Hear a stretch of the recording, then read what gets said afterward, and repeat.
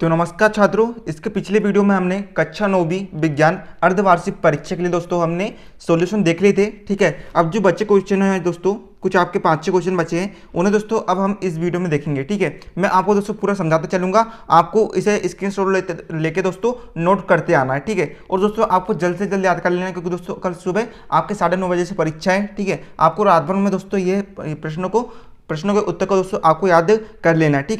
ठीक है, 100% गारंटी दोस्तों ये प्रश्न परीक्षा में आएंगे। ठीक है दोस्तों, तो दोस्तों आपको अच्छे से समझ लेना है। और दूसरी बात दोस्तों, इसके बाद में दोस्तों आपके लिए ये जो कक्षा 9वीं विज्ञान अर्धवार्षिक पेपर का जो मैंने आपको सजेशन दिया हूँ, ठीक है, इसका दोस्तों मैं आपके लिए ओवरऑल रिव्यू वीडियो लाऊंगा, जिसमें कि आप दोस्तों मैं आपको एक एक मतलब कि जो शुरू से लेकर अंत तक के प्रश्नों को मैं आपको दिखाऊंगा, जिसकी मदद से दोस्तों आप उसका स्क्रीनशॉट ले सकते हैं आराम से। साथ में दोस्तों मैं आपके लिए टेलीग्राम पर पीडीएफ की लिंक भी डाल दूंगा सॉल्यूशन की, फुल सॉल्यूशन। ठीक है, प्रश्न 1 से लेकर, ठीक है, पूरा शुरू से लेकर अंत तक का सॉल्यूशन। चलिए हम दोस्तों वीडियो को बिना किसी देरी के शुरू करते हैं। तो देखिए यहाँ पर दोस्तों पहला प्रश्न है, पौधों में सरल ऊतक और जटिल ऊतक कैसे भिन्न होते हैं। ठीक है, मतलब यहाँ पर दोस्तों आपको सरल ऊतक और जटिल ऊतक में दोस्तों यहाँ पर आपको अंतर बताना है। तो दोस्तों हम उत्तर में लिखेंगे।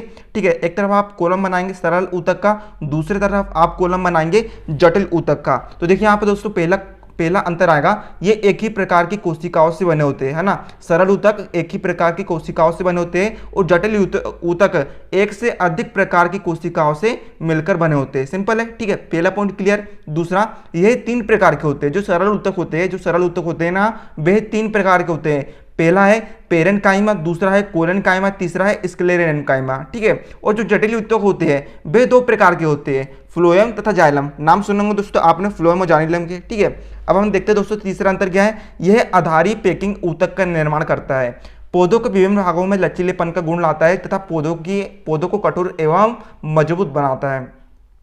और जटिल ऊतक दोस्तों फ्लोएम तथा जाइलम को संवहन ऊतक भी कहते हैं। ये मिलकर संवहन बंडल का निर्माण करते हैं। तो दोस्तों उम्मीद है दोस्तों आपको समझ में आ रहा होगा। यह आपका दोस्तों पहला क्वेश्चन आपका उत्तर यहाँ पर खत्म होता है। अब हम बढ़ते हैं दोस्तों अगले क्वेश्चन की तरफ। तो दोस्तों सेकंड क्वेश्चन दोस्तों बहुत ही इजी है। ठीक है, आप इसे 6वीं से पढ़ते आ रहे होंगे। क्या है, यौगिक व मिश्रण में अंतर लिखिए। ठीक है, हमें यौगिक व मिश्रण में अंतर लिखना है। चलिए हम इसके उत्तर को देख लेते हैं। तो आपको 2 कॉलम बनाना पड़ेगा। एक तरफ एक कॉलम में आप लिखेंगे यौगिक, दूसरी तरफ का कॉलम होगा मिश्रण का। तो देखिए पहला अंतर क्या है, 2 या 2 से अधिक तत्वों के एक निश्चित अनुपात में संयुक्त होने पर बनता है। जो यौगिक है ना दोस्तों, वे 2 या 2 से अधिक तत्वों के एक निश्चित अनुपात में संयुक्त होने से बनता है। लेकिन जो मिश्रण है, ठीक है, तत्व अलग है, पदार्थ अलग है। मिश्रण किससे बनता है, 2 या 2 से अधिक पदार्थों के अनिश्चित अनुपात में मिलाने पर बनता है। ठीक है, दूसरा, भौतिक विधियों द्वारा अवयवों को अलग नहीं किया जा सकता। ठीक है, जो यौगिक है ना, हम उसे चाहे कितना भी तोड़ ले फोड़ ले, हम उसे अलग नहीं कर सकते हैं। लेकिन जो मिश्रण है, हम उसे भौतिक विधि द्वारा अवयवों को अलग किया जा सकता है। ठीक है, हमें थोड़ा सा दिमाग लगाना पड़ेगा, हम उसे अलग कर सकते हैं। जैसे कि दोस्तों आपने देखी होगी चाय। ठीक है, चाय में हम क्या मिलाते हैं, इलायची मिलाते हैं, चाय पत्ती मिलाते हैं, ठीक है, दूध मिलाते हैं, शक्कर मिलाते हैं, ये सारी चीज़ें हम मिलाते हैं। तो दोस्तों हम चाय क्या है, एक मिश्रण है। ठीक है, चाय एक मिश्रण है। हम इसे किसी भी अनिश्चित अनुपात में ले सकते हैं। जैसे कि हम चाहे दोस्तों आधा चम्मच चाय पत्ती डाल सकते हैं, या फिर 1 चम्मच डाल सकते हैं, या तो हम चाहे दोस्तों 5 चम्मच शक्कर डाल सकते हैं, फिर हम आधे चम्मच शक्कर डाल सकते हैं। तो ये दोस्तों ये क्या है, अनिश्चित अनुपात। और दोस्तों हम इसके भौतिक विधि द्वारा दोस्तों इसके अवयवों को अलग कर सकते हैं। दोस्तों उम्मीद है दोस्तों आपको समझ में आ रहा होगा। देखिए दोस्तों यहाँ पर तीसरा पॉइंट है, इनके बनने में ऊर्जा का परिवर्तन होता है।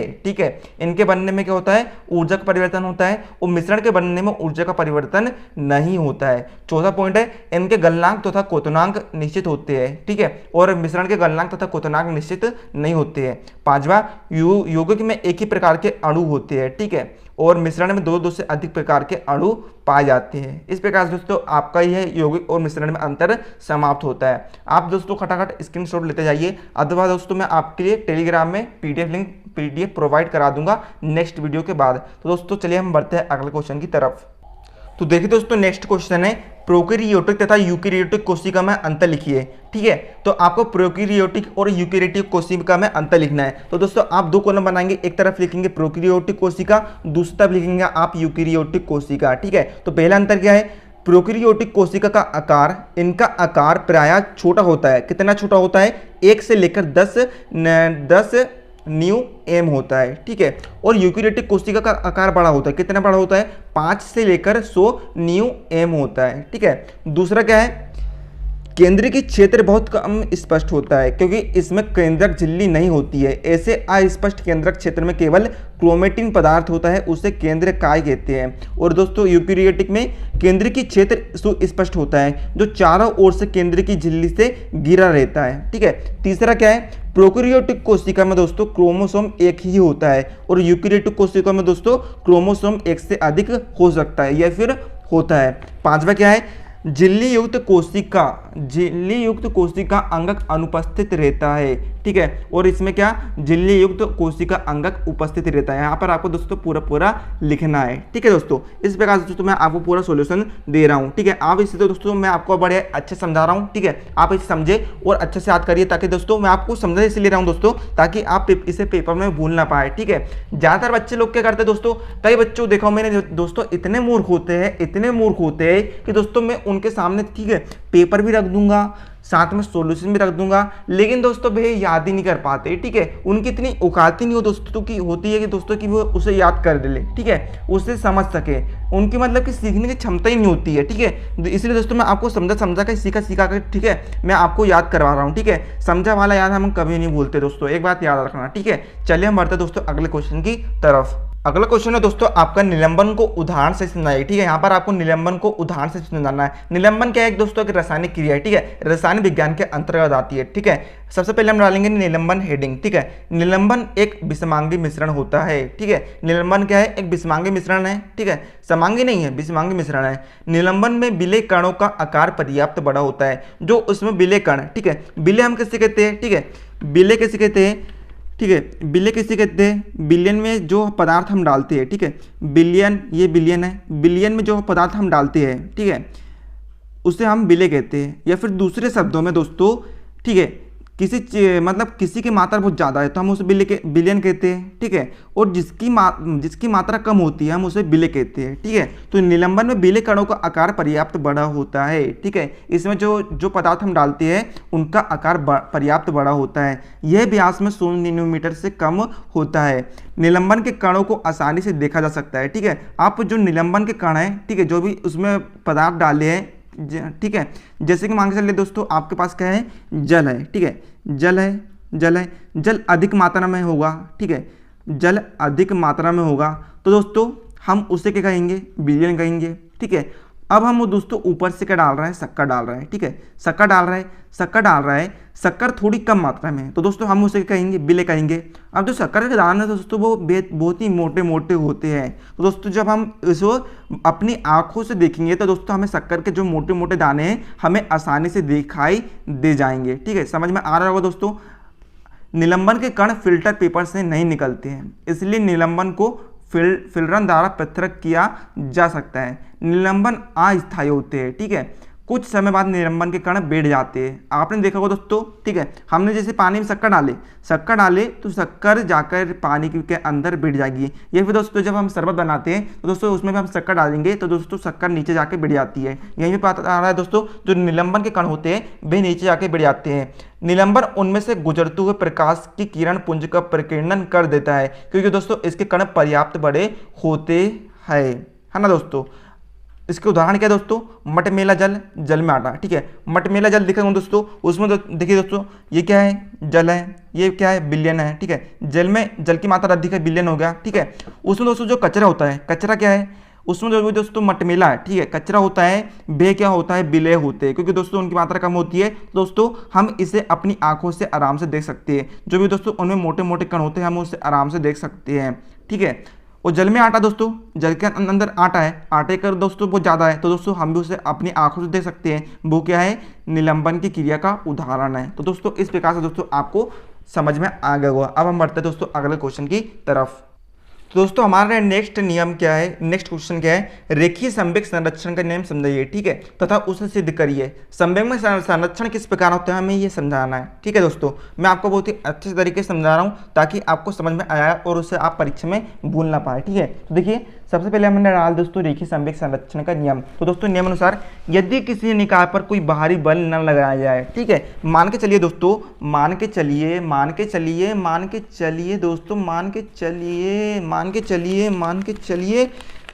के चलिए दोस्तों, ये क्या है, एक निकाय है, गोलाकार निकाय है। निकाय हम किसी कहते हैं दोस्तों, किसी आकृति या समूह को, ठीक है। तो दोस्तों ये मान के चलिए क्या है, ये एक निकाय है, ठीक है, मान के चलिए दोस्तों ये निकाय है।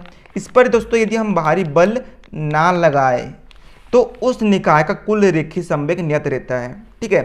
तो यदि हम दोस्तों कोई निकाय पर बाहरी बल ना लगाए, बाहरी बल यानी फोर्स ना लगाए, तो दोस्तों उस निकाय के अंदर जो भी संवेग होता है वे क्या होता है, नियत रहता है। तो दोस्तों हम इसे क्या कहते हैं, रेखीय संवेग संरक्षण का नियम, मतलब कि संवेग को संरक्षित करना, ठीक है। तो दोस्तों इसे हम कहते हैं रेखीय संवेग संरक्षण का नियम।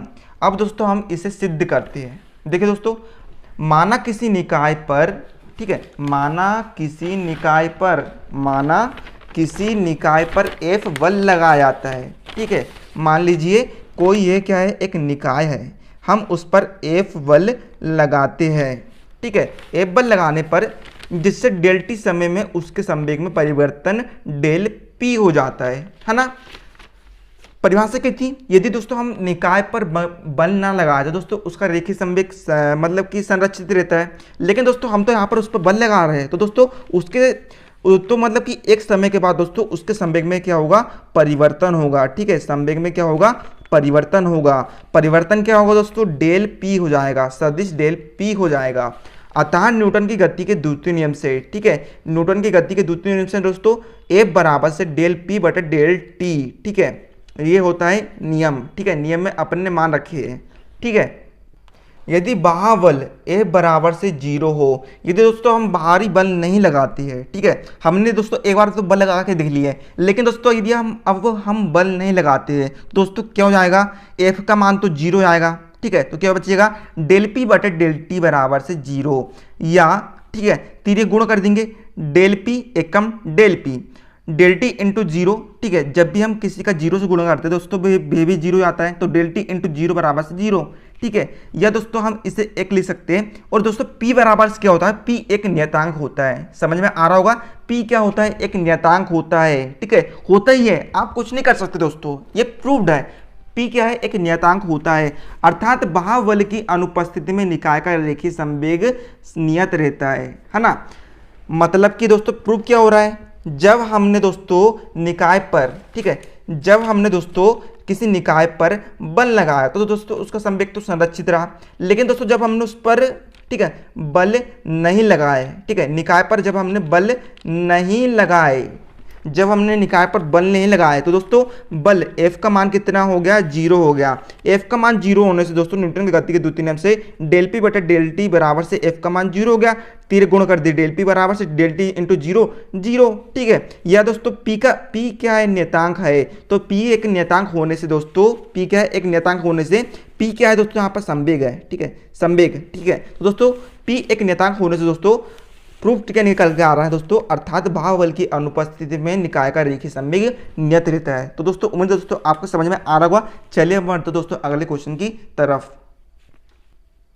दोस्तों हमारा नेक्स्ट क्वेश्चन है, न्यूटन के गति का द्वितीय नियम लिखिए तथा सिद्ध कीजिए, है ना। न्यूटन की गति का हमको सबसे पहले द्वितीय नियम लिखा है। सबसे पहले दोस्तों क्वेश्चन पढ़ो, क्वेश्चन के हिसाब से दोस्तों हम आंसर भी जमाते हैं, ठीक है। सबसे पहले क्या कह रहा है दोस्तों, न्यूटन के गति के द्वितीय नियम लिखिए। चलिए हम दोस्तों लिख देते हैं, ठीक है, न्यूटन के गति के द्वितीय नियम हम लिख देते हैं। तो देखिए दोस्तों न्यूटन के गति का द्वितीय नियम क्या होता है, नियम अनुसार किसी वस्तु के संवेग में परिवर्तन की दर, ठीक है, कोई वस्तु है, ठीक है, कोई वस्तु है, ठीक है, मान लीजिए ये क्या है, एक वस्तु है, इसके संवेग में क्या हो रहा है, p क्या है, उसका संवेग है, उसमें क्या हो रहा है, परिवर्तन होता है। तो उसके संवेग में तो उस वस्तु के संवेग में परिवर्तन, संवेग में परिवर्तन की दर बोले तो t, ठीक है, दर बोले तो बटे में t, हाँ, डेल t। किसी वस्तु के संवेग में परिवर्तन की दर उस वस्तु पर लगाए गए बल के समानुपाती होती है ना। किसी वस्तु के संवेग में परिवर्तन की दर उस पर लगाए गए बल बोलो तो F के समानुपाती होती है, यह इसका नियम है। और जो ये परिवर्तन हो रहा है बल की दिशा में हो रहा है, ठीक है। और जो दोस्तों ये परिवर्तन होता है ये बल की दिशा में होता है। उम्मीद है दोस्तों आपको समझ में आ रहा होगा, ठीक है। तो दोस्तों देखिए दोस्तों, हमारा दोस्तों जो पहला क्वेश्चन था दोस्तों उसका आंसर तो निकल गया। हमने न्यूटन की गति का द्वितीय नियम समझा दिए हैं। तथा सिद्ध कीजिए कि F बराबर से ma, ठीक है। हमें सिद्ध करना है कि बल बराबर से, F को क्या कहते हैं दोस्तों, बल कहते हैं। बल बराबर से द्रव्यमान गुणित त्वरण। m क्या है, द्रव्यमान है, ये फिर मास है, और a क्या है, त्वरण है। बल बराबर से द्रव्यमान गुणित त्वरण। तो चलिए दोस्तों हम सिंपल इसे सिद्ध कर लेते हैं। किसके माध्यम से सिद्ध करेंगे दोस्तों, हम इसे व्यंजक के माध्यम से सिद्ध करेंगे। तो देखिए दोस्तों, व्यंजक में हमने लिखा, माना m द्रव्यमान की कोई वस्तु, ठीक है। मान लीजिए दोस्तों कोई m द्रव्यमान की वस्तु है। जो द्रव्यमान है दोस्तों उसमें क्या मास तो होता ही है, ठीक है। नहीं, कोई वस्तु है उसमें द्रव्यमान तो होता ही है, ये फिर दोस्तों हम उसे भार भी कह सकते हैं। मतलब कि कोई वस्तु है उसमें वजन होता है। तो दोस्तों हम मान लेंगे कोई वस्तु में क्या होता है, m द्रव्यमान का वजन होता है। माना m द्रव्यमान की कोई वस्तु प्रारंभिक वेग u से गति कर रही है, ठीक है। कोई वस्तु है, ठीक है, वह तो प्रारंभिक वेग u से ही गति करेगी ना। शुरू में दोस्तों वह 10 की स्पीड से चलेगी, बाद में दोस्तों उसकी गति जो है वह 70 हाई स्पीड हो जाएगी। तो दोस्तों प्रारंभिक वेग तो यही होगा ना। माना m द्रव्यमान की कोई वस्तु प्रारंभिक वेग u से गति कर रही है, तब प्रारंभिक संवेग क्या निकल के आएगा, संवेग बराबर से होता है दोस्तों द्रव्यमान गुणित वेग होता है। तो दोस्तों प्रारंभिक संवेग, ठीक है, संवेग बोले तो p, प्रारंभिक बोले तो दोस्तों हमने प्रारंभिक दर्शा दिया दोस्तों 1 से, तो p1 बराबर से द्रव्यमान गुणित वेग। चाहे तो दोस्तों आप ऊपर एरो का चिन्ह लगा सकते हो। तो दोस्तों p1 बराबर से द्रव्यमान कितना है दोस्तों, m है, इनटू वेग कितना है, प्रारंभिक वेग कितना है दोस्तों, u है, ठीक है। अब हम देखते हैं दोस्तों, हम उसमें डेल टी समय बाद उसमें F बल लगाते हैं। तो दोस्तों उसका अंतिम वेग क्या हो जाएगा, b हो जाएगा, है ना। यदि दोस्तों हम वस्तु में बल लगाएंगे तभी तो दोस्तों उसका अंतिम वेग b होगा, ठीक है। प्रारंभिक वेग तो दोस्तों हो गया उसका। जब हमने दोस्तों उस पर बल लगाए, तो दोस्तों बल लगाए, जैसे दोस्तों कोई वस्तु है, ठीक है, मान लीजिए कोई वस्तु है, वस्तु पर हमने प्रारंभिक वेग u लगाया, ठीक है, 10 की स्पीड से गई वो, फिर आगे चलते चलते दोस्तों वो 100 की स्पीड पर हो गई, ठीक है। तो दोस्तों उसका अंतिम वेग कितना हो जाएगा, b हो जाएगा, ठीक है। तो देखिए दोस्तों अंतिम वेग कितना हो जाता है, b हो जाता है। तब वस्तु का हमने प्रारंभिक संवेग निकाल लिया। इसी प्रकार दोस्तों हम इसका अंतिम संवेग निकालेंगे। दोस्तों अंतिम संवेग, ठीक है, संवेग बोले तो p, अंतिम बोले तो 2, ठीक है। प्रारंभिक हमने 1 से दर्शाता है, अब हम अंतिम को दोस्तों 2 से दर्शाएंगे। तो बराबर से संवेग बराबर से तो होता है दोस्तों द्रव्यमान गुणित वेग। तो दोस्तों p2 बराबर से आएगा m, द्रव्यमान कितना है दोस्तों, द्रव्यमान है m, और अंतिम वेग कितना है दोस्तों, अंतिम वेग v है। तो दोस्तों हमारा अंतिम संवेग निकल के आ जाता है। अब हम दोस्तों परिवर्तन निकालेंगे। किस में परिवर्तन निकालेंगे दोस्तों, डेल टी समय में वस्तु के संवेग में परिवर्तन, ठीक है। हम ये निकालेंगे कि जब डेल टी समय में वस्तु के संवेग में कितना परिवर्तन हुआ है। तो दोस्तों परिवर्तन निकालेंगे दोस्तों हम क्या करेंगे, जैसे कि दोस्तों आप अंतर निकालते हो, है ना। अंतर कैसे निकालते हो, आप अंतर निकालेंगे दोस्तों बड़े में से छोटा घटाते हो, जैसे कि 8 में से आप 3 घटाते हो, तो दोस्तों कितना आता है, 5 आता है। वैसे दोस्तों हम संवेग में परिवर्तन निकालेंगे दोस्तों, तो हम बड़े में से छोटा को घटाएंगे। तो दोस्तों p2 में से हम p1 को घटाएंगे। तो दोस्तों डेल p बराबर क्या आएगा, p2 का मान क्या है दोस्तों, mb है, माइनस p1 का मान कितना है दोस्तों, mu है, ठीक है। तो डेल p बराबर से m कॉमन ले लेंगे, ठीक है, m दोनों में है तो हम m को कॉमन ले लेंगे। अंदर क्या बच जाएगा, यहाँ का m तो बाहर निकल गया, क्या बचा b, माइनस यहाँ का m तो बाहर निकल गया, क्या बचा अंदर u। तो डेल p बराबर क्या आएगा दोस्तों, m डेल v, ठीक है, m del v। Del v बोले दोस्तों इसके संवेग में इतना परिवर्तन हुआ है। अब हम दोस्तों संवेग में परिवर्तन की दर निकालते हैं, ठीक है। हम संवेग में परिवर्तन की दर निकाल लेते हैं। तो दोस्तों संवेग में परिवर्तन की दर बराबर से डेल p बटे डेल t, ठीक है। संवेग परिवर्तन की दर कैसे निकालेंगे दोस्तों, हम संवेग, ठीक है, संवेग कितना निकल के आया दोस्तों, आखिरी संवेग दोस्तों कितना निकल के आया है, डेल p बटे परिवर्तन की दर, परिवर्तन की दर बोले तो दोस्तों बटे में डेल टी। तो दोस्तों बराबर से डेल पी का मान कितना है दोस्तों, m डेल u है, तो दोस्तों m डेल v बटे डेल टी। अब हम दोस्तों आगे हल करते हैं, परंतु त्वरण की परिभाषा से, ठीक है। तो त्वरण की परिभाषा क्या होती है, त्वरण a बराबर से m इंटू डेल वी बटे डेल टी हो जाएगा, ठीक है। त्वरण की परिभाषा दोस्तों क्या होती है, मतलब कि हम दोस्तों एम को अलग कर लेंगे। इसलिए दोस्तों संवेग में परिवर्तन की दर बराबर कितनी आएगी, संवेग में परिवर्तन की दर बराबर क्या आएगी दोस्तों, एम इनटू, ठीक है, डेल वी बटे डेल टी बराबर क्या होता है दोस्तों, डेल वी बटे डेल टी बराबर क्या होता है, ए होता है, ठीक है। ए क्या है दोस्तों, त्वरण है। परंतु न्यूटन के गति के द्वितीय नियम अनुसार, ठीक है, गति का द्वितीय नियम को दोस्तों बल समानुपाती संवेग में परिवर्तन की दर, ठीक है ना, बल समानुपाती संवेग में परिवर्तन की दर। अभी हमने दोस्तों नियम पढ़े थे, ठीक है, बल किसके समानुपाती होता है, संवेग में परिवर्तन की दर के समानुपाती होता है दोस्तों। बल देखिए यहाँ पर बल क्या है, बल है एफ समानुपाती संवेग में परिवर्तन की दर कितनी निकली दोस्तों, एम ए निकली। तो दोस्तों हमने एम ए लिख दी है।